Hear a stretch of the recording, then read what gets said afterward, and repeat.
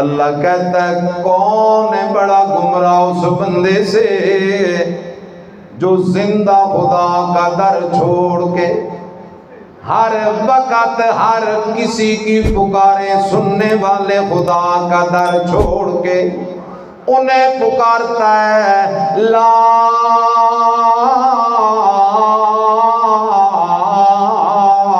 یستجیب لہ الی یوم القیامہ۔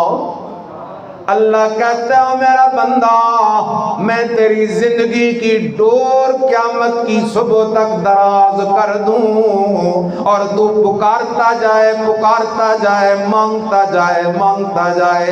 انہوں نے تیری پکار سننی بھی استجابت کرنی بھی۔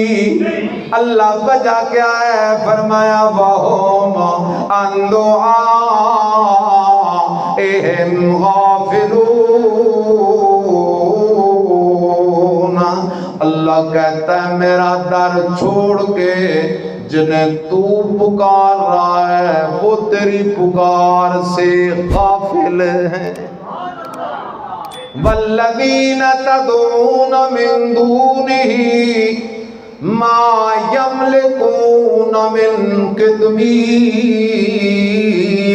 اللہ کہتا ہے ایک طرف میں اللہ ہوں جو خالق و کل شیء ہوں، جو مالک و کل شیء ہوں، بارشیں برسانے والا ہوں، زمین سے سبزے اگانے والا ہوں۔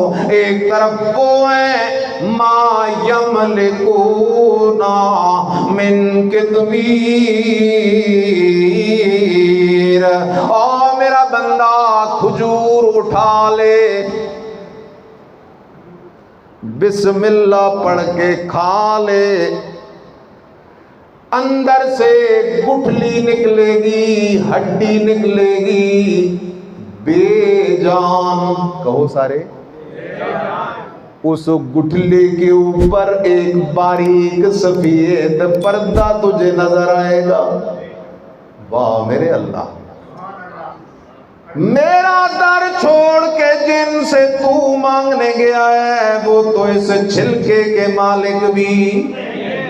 کس کتاب کا مسئلہ ہے یہ؟ میں ساتھ لے کے آیا ہوں یا آپ کی مسجد سے اٹھایا ہے؟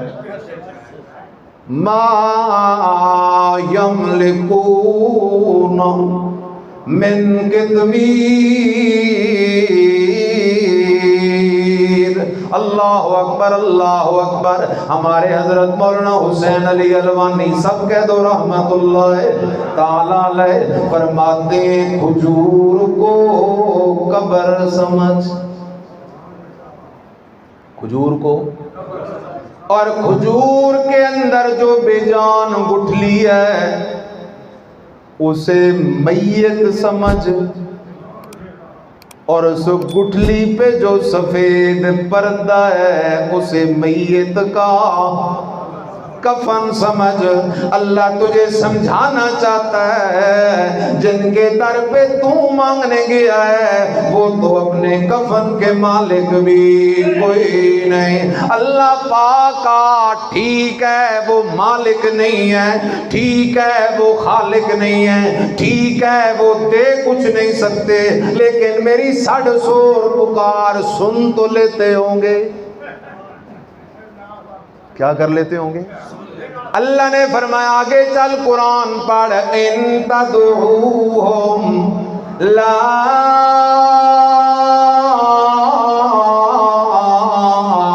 يسمعوا دعاءكم ان تدعوہم۔